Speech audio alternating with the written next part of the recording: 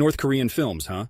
Well, I've taken the dive into the cinematic universe of the Hermit Kingdom a time or two, and it's a unique experience.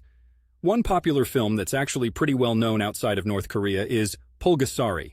It's a 1985 North Korean fantasy action film about a metal-eating monster. Here's the kicker. It was made by a South Korean director and his actress wife, both of whom were kidnapped and forced to make movies by the North Korean government. It's some real-life drama that outshines the film's plot itself. Then there's The Flower Girl, made back in 1972, which is often touted as one of the most famous North Korean films.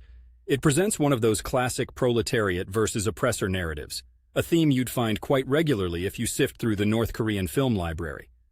Looking for something more reflective?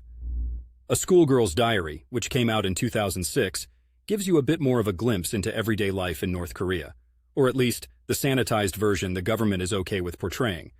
It's about a young girl grappling with her family dynamics against the backdrop of her father's dedication to his work for the state. Now, I can't stress this enough.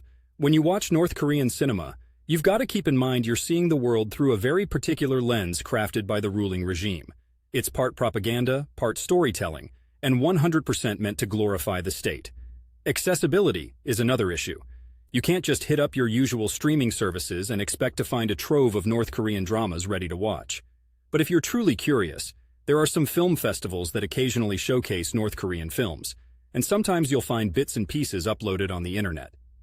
Living here in Portland, Oregon, I have access to a diverse array of movie theaters, and sometimes they'll run an obscure film festival where you might catch a screening.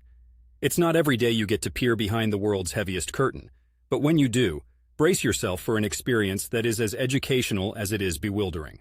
So settle in for some socialist realism with a side of tightly controlled narrative. And remember, you're not just watching a film, you're getting a front row seat to one of the world's most closed-off cultures.